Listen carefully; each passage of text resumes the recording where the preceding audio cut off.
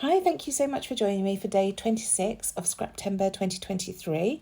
And today's prompt that we've got from Laura Alberts and the Scrappy sisters who run this hop is to use stars. So I'm going to use stars in abundance. I'm starting off with this pattern block stamp from Ellie Studio, and one of the pattern blocks is stars. So I've decided to add strips of that all down my page. So I've got 7 colours pulled out, and I'm starting off with the middle colour, which is Tattered Rose, and you can see on my mixed media mat behind that it has a 12-inch grid on it, so I use that to see exactly where the middle of the paper was so that I could start stamping these strips. So I started off with Tattered Rose, and then I moved down to Antique Linen, and then Speckled Egg, and then the bottom strip is going to be Blueprint Sketch, and I'm just putting a single strip, and you can see I'm offsetting these strips against one another just to create a little bit of interest down the page. It's going to be a vertical style layout, one of my favourite ways of doing layouts, so that's why I'm creating this base like this. So that next one is Saltwater Taffy. Then we have Worn Lipstick for the penultimate strip. And you can see I'm just overlapping these and adding a second strip right next to it, trying to match up the stars as best I can. But like I say, once this is all covered with the photos and things, you won't notice that anyway. And then the last strip is Picked Raspberry. And these are all colours that I pulled from the Where To Next collection and also from the photos of Mum. These photos are from her birthday, 22nd of August 2021. And it's just her out in her garden. I think we've been out for a meal, and we were having cake. Amelia had made her a birthday cake, so we were having cake out in her garden because it was a beautiful sunny day. So I've just splattered over some water and then daubing that up with some paper towel just to make the inks blend a little bit and make it a little bit more messy in the background. So now I'm matting these 2 photos onto some white cardstock. These were printed out as 3x4, and I've just trimmed the height down a little bit, so they're probably 3x3.5, just to get rid of any excess wasted space really on the photos that didn't focus in on Mum and the cake. So just trimming these down, and then I can start layering up the layout. I didn't know what to call it then.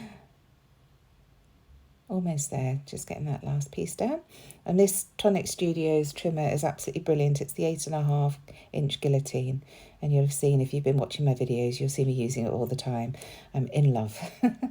So now this little pot is full of the white stars are from Snip Art. My friend Jackie bought them for me. They're a laser cut sheet of stars, and then these navy blue stars have been die cut using the Outline Stars metal die from Ellie's Studio. It's a new die that she brought out in September, and it's gorgeous, and it produced all these stars just from one run through the Big Shot. So if you're looking for a star die, I'd highly recommend that one. It's absolutely fabulous. So I've just used, as I say, a navy blue paper because of Mum's navy blue dress, and I'm just going to scatter these stars all the way around these 2 photos, and I want to start in the centre at the top and then expand out almost like a diamond shape to the middle, and then go back into a point at the bottom of the layout. So just working out where these stars are going to go. It takes a little bit of fiddling and faffing to work out where I want to put them, and they're all different styles, all different sizes. Some are outlined, and some have got thicker outlines, and then some I don't even realise they've been cut twice. I love this scattering of stars, but I decided not to use that in the end because I want them all to be individual ones more or less, so that I can position them exactly where I want them to go. And I'm using the Snip Art ones as well as the Ellie Studios just to get different dimensions. It's cut from, I think it's cut from like a balsa wood, the Snip Art. It's a really different texture. And they're absolutely gorgeous. It could just be a board. I haven't quite worked out what the material is.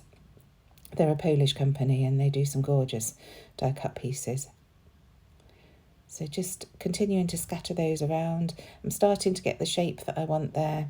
Like I say, going in from a point at the top to a point at the bottom and expanding out the side. I decided that I want to add one of these word strips, and this just says describe it with photos, which this does. So I don't really need to add any journaling. We know that it's Granny's birthday, and that's going to just sit under those 2 photos. So now looking to see what else I can find, and straight away I see this pink butterfly, which will bring the pinks of the leaves on the flowers next to Mum really nicely, and also all her candles are pinks and purples, so that works well. So then this hibiscus flower at the bottom, and then I find another orange hibiscus flower to put at the top. So move that butterfly over to the right hand side and add the other hibiscus flower up there. So just looking to see what else I can find. I find this little washi word that says happy times, so we'll use that. But first of all, there's that flower that I was talking about, so that butterfly just gets moved over. So I am going to start gluing down in a second. Now I've got the feel for how the layout's going to be. Here we go. So first of all, getting those photos down and just adding the glue in the middle so that I can tuck things under and around. And moving those stars out the way. I've got a good feel for how they're going to go, so I'm not too worried about exactly where they were. Once these big pieces are down, it's much easier to tuck and arrange. I think I also wanted to see that I did have enough stars, whether I was going to have to do another pass through the big shot, but there was plenty there, so I didn't need to do that. So just getting this word strip stuck down now, and then I can carry on with those stars. So there's the general structure with that very strong central vertical line. So adding this happy times washi stickers directly underneath that word phrase piece. And then coming in with these stars. So just running a bead of glue around and getting them stuck down. I can't believe that this was just from one pass of the die. It's absolutely incredible. You'll see this die being used a lot, I think. Although that said, my big shot is sitting at the side of my desk. I've got a little craft trolley with a wooden top that I got from Hobbycraft, and it's become a bit of a clothes horse. Everything gets dumped on there. When I've washed stamps and left them to dry, they get dumped on there. And then I had a tray of things that I moved from the dining table that I've been using for work, and that got dumped there. So I'm going to have to change that habit, because then it becomes a chore to use it, and the whole point of having it out was so that I could use it easily. Are you like that? It's like that chair that you have in the bedroom that all the clothes get dumped on at night. So just continuing to stick these down, and you can really see how it's coming out in the centre between the two photos. I'm trying to create that illusion of that diamond shape, just to fill out the page really. And then not adding too many at the bottom, so just having that one focal piece at the bottom, and then adding some more around it, coming out from it above.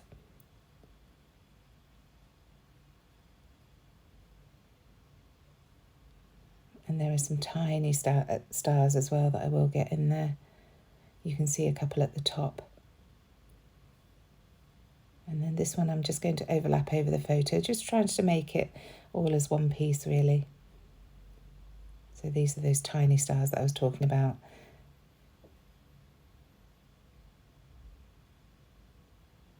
Almost there now. I feel like I've made you watch me positioning stars twice. I'm sorry about that.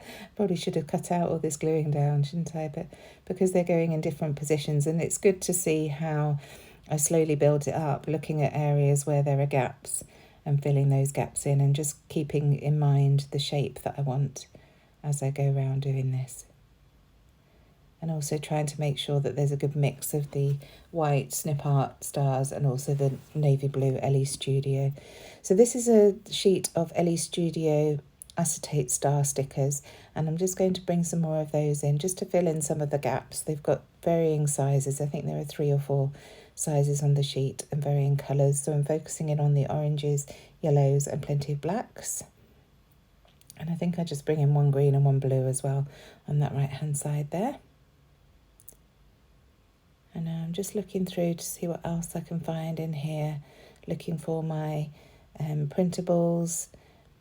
I just wanted a label to be able to stamp the date onto, and that's going to slip down the left hand side of that bottom photo. And I'll just use my roller date stamp to add the date, which, as I say, 22nd of August 2021.